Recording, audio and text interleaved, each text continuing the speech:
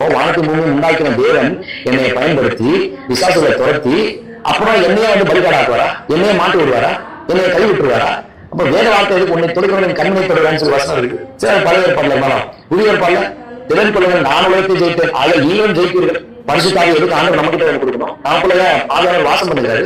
அப்போ சில பவுல் அதுதானே சொல்றாரு, தேவனோட ஆவியானவர் உங்களுக்கு வாசமாய் இருக்கிறார் என்று அறிவிக்கலாம். வானத்தை பூமி உண்டாக்கின பிதா குமாரன் பரிசுத்த ஆவியானவர், அந்த சிருஷ்டிக்குள்ள செயல்பட்ட பரிசுத்தாவியானவர் எனக்குள்ள இருக்கிறாரு. அப்புறம் எப்படி அந்த கணனத்திரை நாவை அட்டாக் பண்ணணும்? எனக்கு என்ன கேள்வினா, கணனத்திரை நாவிக்கு அவ்வளவு பயமா? அது கூட சில பேர் கணனத்திரை நான் பார்த்துட்டேன்னா அவங்க சீக்கிரம் மேல நான் கை வைக்க மாட்டேன். ஏன்னா அது அழகாத தந்திரமா தேவ ஊழியக்காரர்களுக்குள்ள நுழை. ஏன்னா அது அழகாத தந்திரமா தேவ ஊழியக்காரர்களுக்குள்ள நுழை. ஏன்னா அது அழகாத தந்திரமா தேவ ஊழியக்காரர்களுக்குள்ள நுழைகிற ஒரு விஷயம். நான் அட்டாக் பண்ணணும், நான் ஈஸியா கை வைக்க மாட்டேன். ஒரு 10 நிமிஷம் ஆவியானவர் அப்படியே விடுவாரு. அப்புறம் 10 நிமிஷம் கழிச்சு ப்ரேயர் பண்ணா அந்த கணனத்திரை நாவை அட்டாக் பண்ணாதா? யாரை ஏமாத்திட்டு? ஏன்னா இப்ப உள்ள ஜனங்கள்லாம் இப்படிப்பட்ட கட்டுக்கதைகளை பேசினா அதை நம்புவாங்க. ஐயோ